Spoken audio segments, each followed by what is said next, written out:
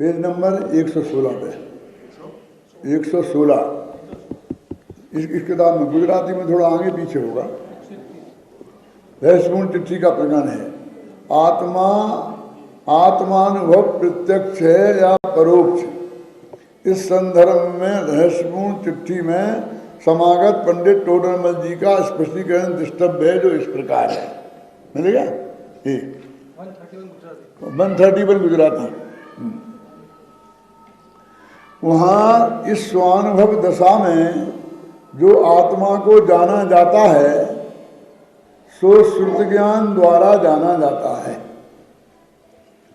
श्रुत ज्ञान है वह मति ज्ञान पूर्वक ही है।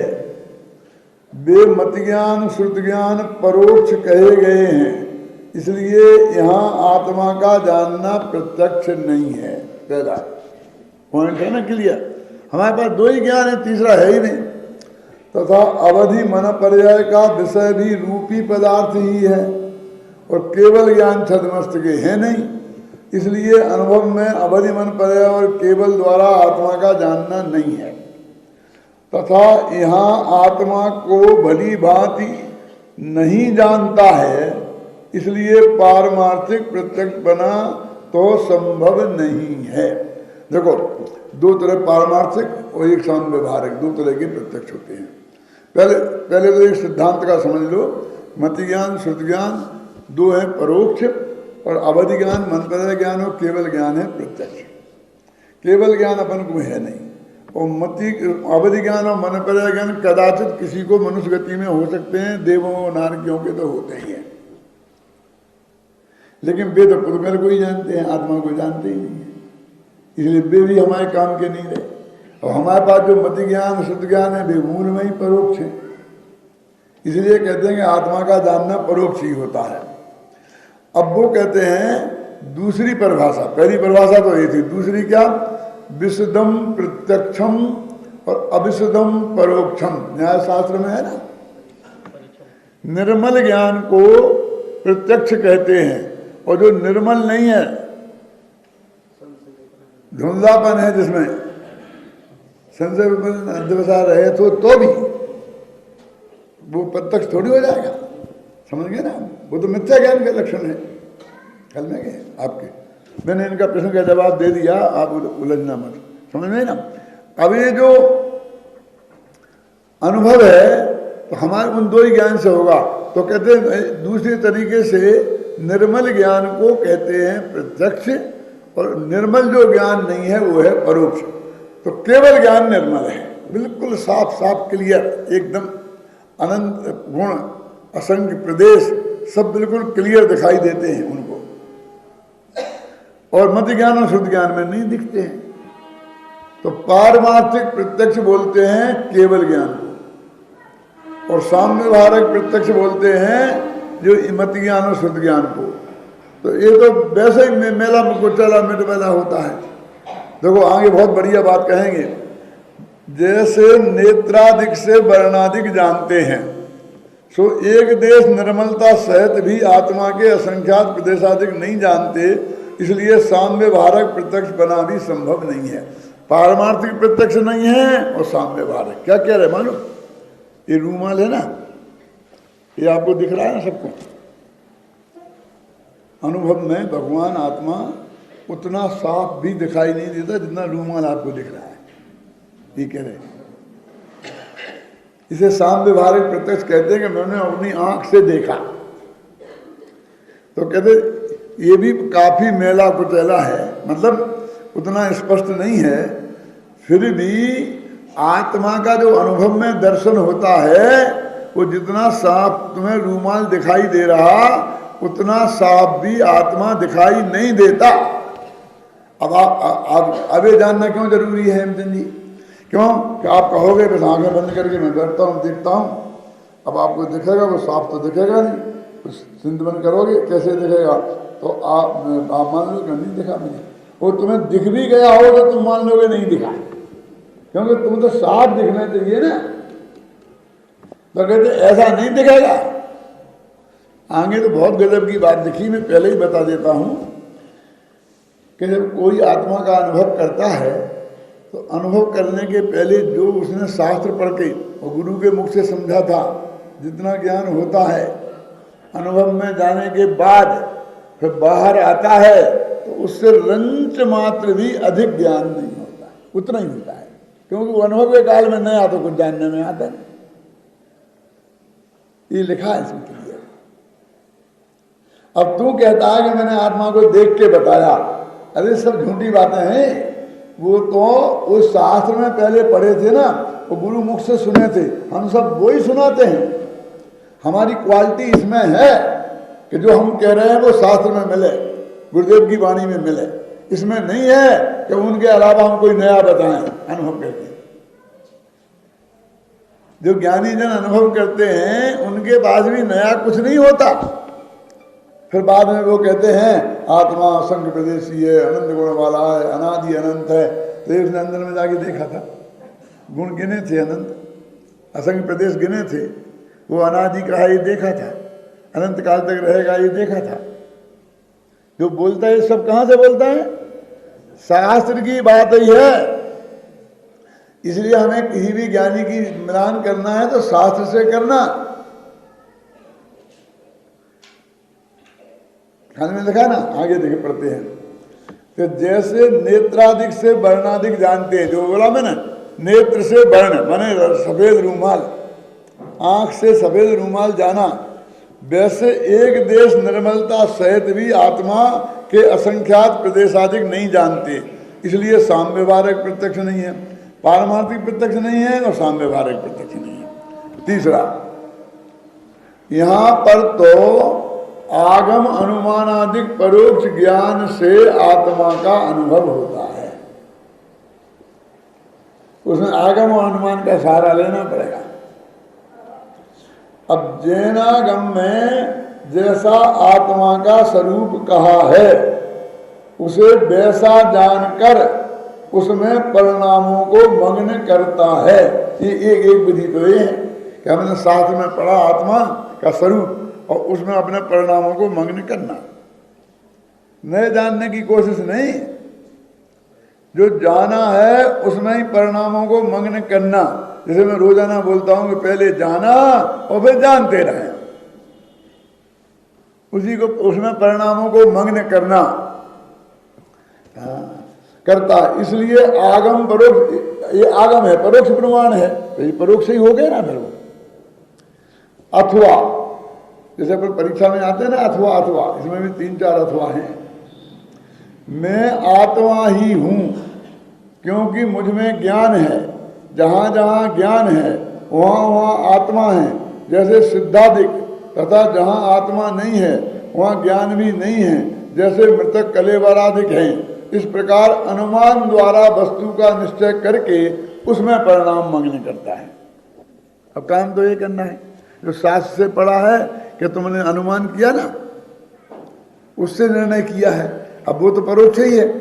अब उसमें तुम्हें परिणाम मग्न करना है। वो साफ साफ दिखाई नहीं दे रहा, धुंधला है, उस धुंधले में ही अपने परिणामों को मग्न करना है। क्यों? इसलिए अनुमान भी परोक्ष प्रमाण कहा जाता है। तो ये परोक्ष ही रहा, प्रत्यक्ष नहीं हुआ।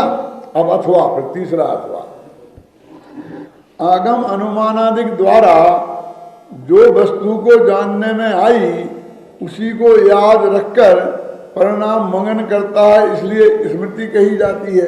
अब कभी कभी क्या होता है कि अपन ने जब पढ़ा था उस वक्त अपन को ज़्यादा सोचने का मौका नहीं मिला, फिर काम में लग गए।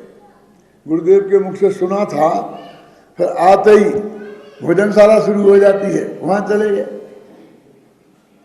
लेकिन अपनी स्मृति में वो बात रह गई, धारणा ज्ञान में चली गई, गुरुदेव की वाणी अथवा शास्त्र में जो पढ़ा था। फिर कभी 2-4 दिन बाद, घंटा 2 घंटे बाद, वर्षों बाद भी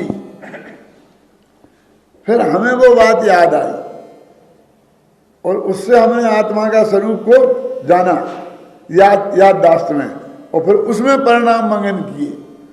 तो जी स्मृति भी परोक्ष है। तो कहते देखो, चाहे अनुमान से किया हो, चाहे शास्त्र करके किया हो, चाहे स्मरण करके किया हो, ये जात स्मरण समझ लो, इसमें वो भी परोक्ष है।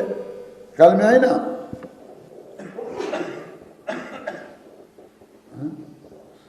इत्यादि प्रकार से स्वानुभव में परोक्ष प्रमाण द्वारा ही आत्मा का जानना होता है।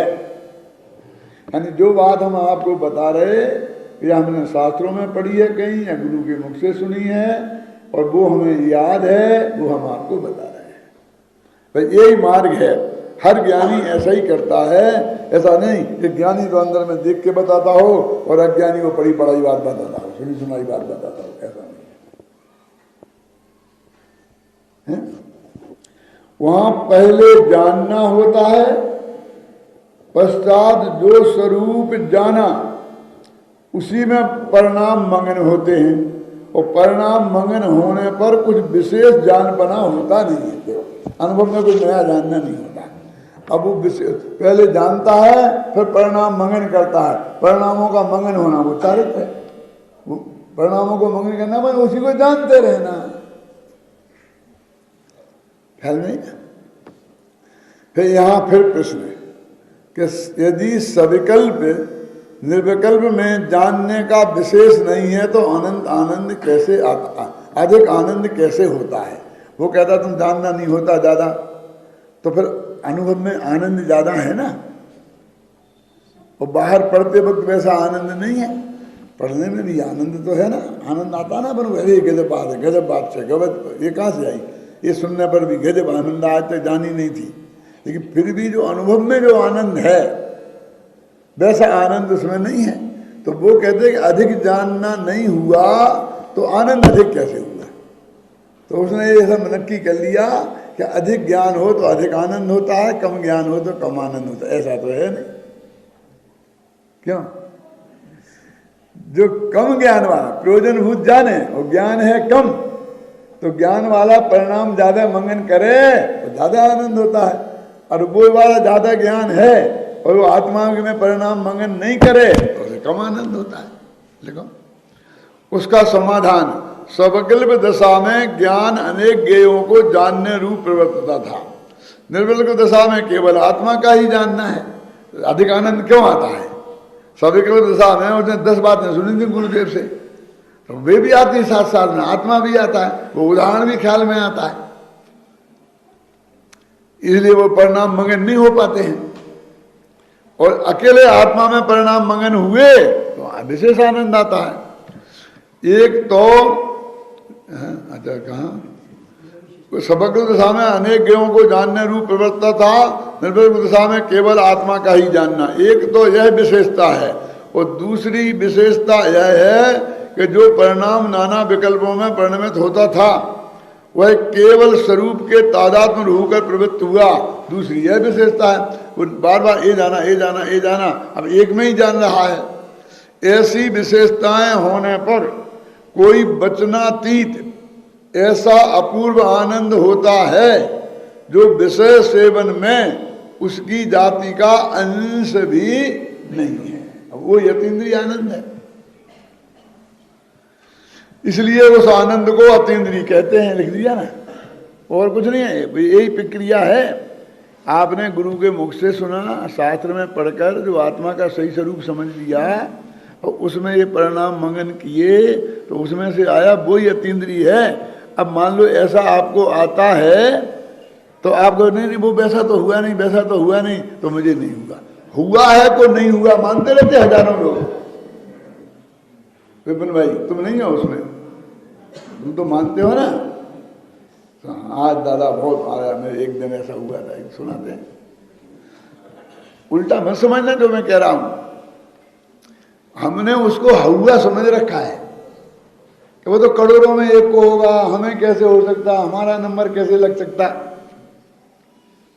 ऐसा कह के मुफ्त में अपने को अज्ञानी मान रखा और सारे लोगों को अज्ञानी मान रखा और उनकी बात सुनने से परहेज कर रखा। अरे भैया वे तो आगम की बात बता दे, आगम से नहीं मिले और तुम्हारी गुरुदेव की वाणी से नहीं मिले, वो भी तो आज आगम हो गया। क्यों?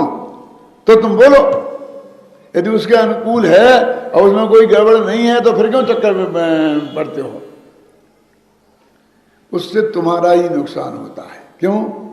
कि जिससे उपलब्ध हो सकता है तुमने मान लिया इससे उपलब्ध नहीं हो सकता। तो तुम उसका सुनोगे नहीं, उस पर गंभीरता से विचार नहीं करोगे, ख्याल में है ना, तो नुकसान किसका हुआ? अपना ही हुआ ना।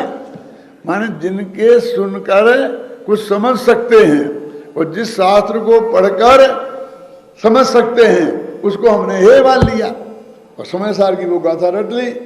शास्त्र ज्ञान नहीं है क्योंकि शास्त्र कुछ जाने नहीं, क्यों शास्त्र की छुट्टी, और गुरु ज्ञान नहीं है क्यों। मेरा मतलब तूने क्या निकाला इससे? आरंभ तो देशना लब्धि से होता है, अब तेरी देशना लब्धि तो हुई नहीं अभी तक पूरी, और तूने पहले ही छलांग लगाकर बस कर्ण लब्धि की बात करने लग गया।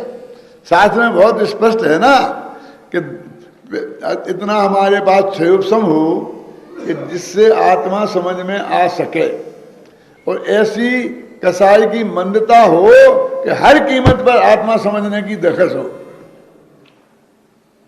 क्यों? ये दोनों चीजें हैं। अब आप कैसी बात करते हो साहब? अब आप दिवाली की बात करते हो, हमारा धंधा तो दिवाली पे ही चलता है? सारी बिक्री तो दिवाली पे ही होती है, तो जाओ हम क्या करें, बिक्री करो। मेरे कहने का अर्थ है कि हर कीमत पर, कसाई की मंदता काय का नाम है कि मुझे हर कीमत पर यह समझना है, और ऐसी हो वे तो उस शास्त्र पढ़ो चाहे ज्ञानी उस मर्म को बताएं। इसमें भी बहुत मैंने निमित्त उपादान नाम की किताब में लिखा है सत्पुरुष कौन, और आत्मा के समझने में निमित्त कौन के सत्पुरुष का योग बोलते ना। तो कौन है सत्पुरुष? कि सज्जन हो, अच्छा हो, विद्वान हो?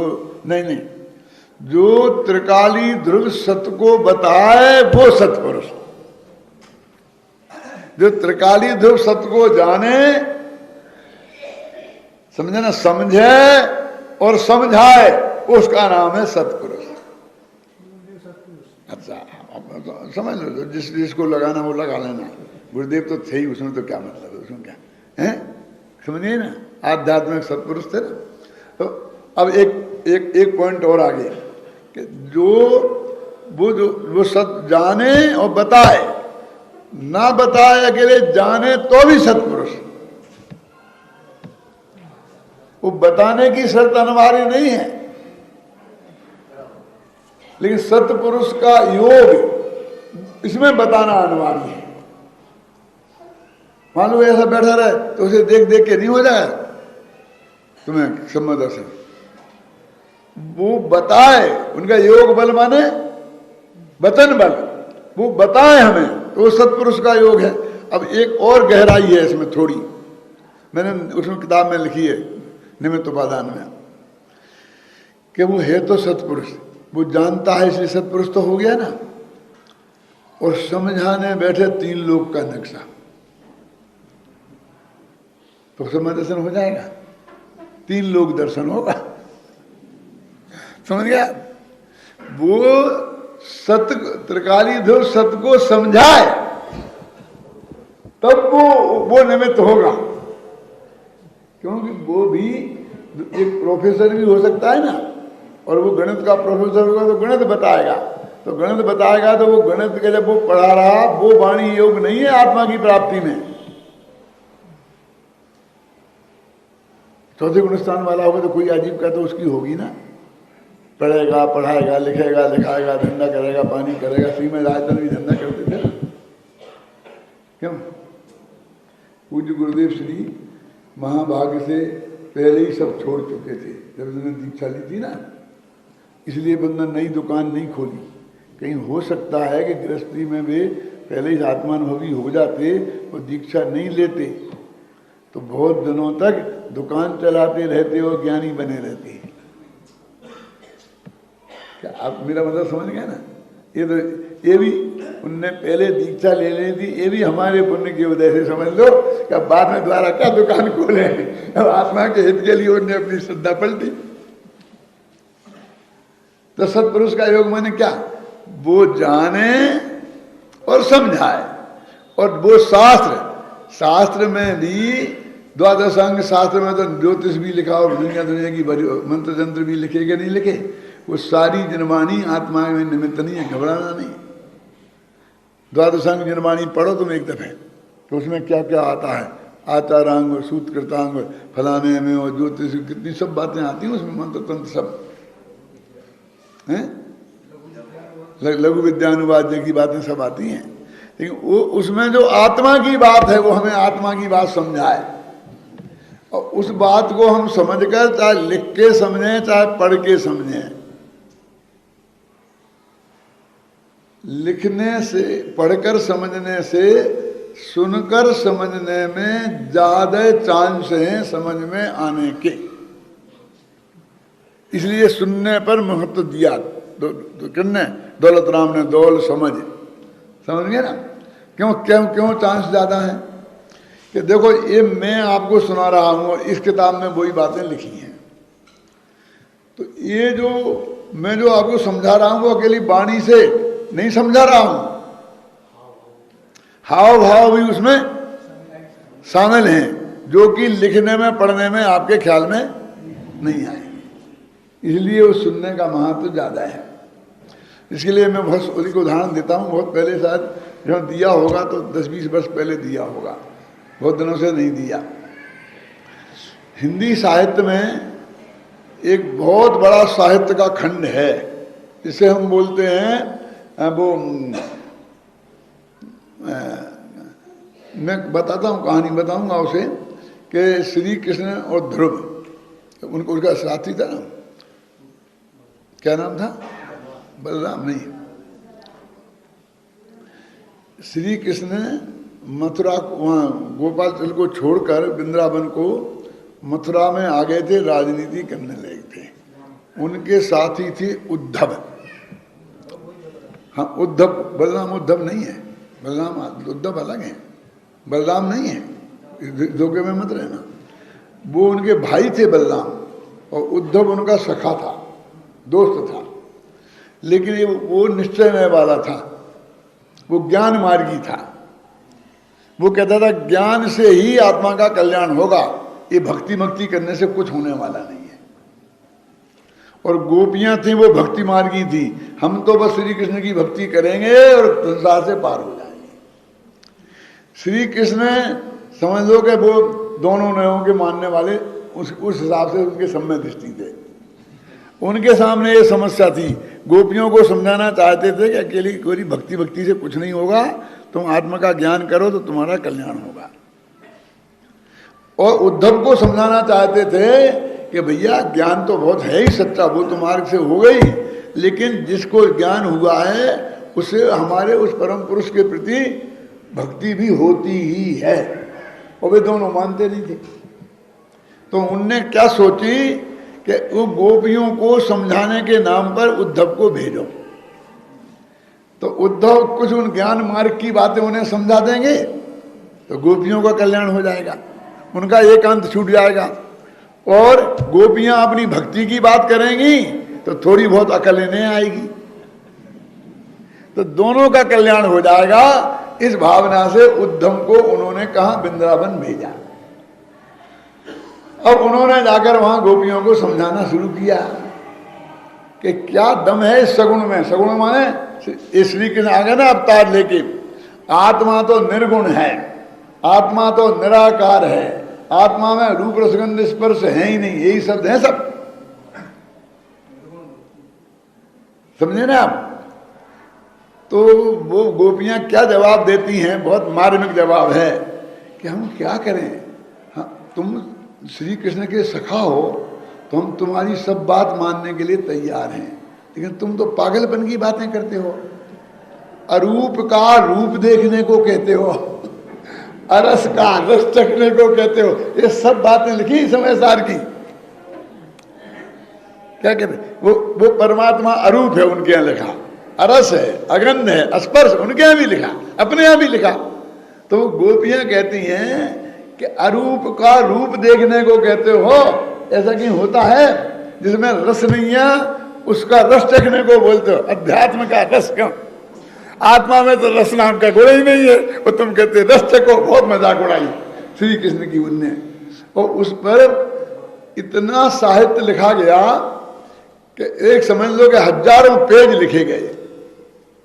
पूरा हिंदी साहित्य में एक ग्रुप है पूरा, जिसमें ज्ञान और भक्ति, मुक्ति का मार्ग एक ज्ञान मार्गी है, एक भक्ति मार्गी। उनकी खूब बहस होती है। जैसे अपने है निमित्त उपादान संवाद, ऐसे वहां पर ज्ञान मार्ग का उसका संवाद है।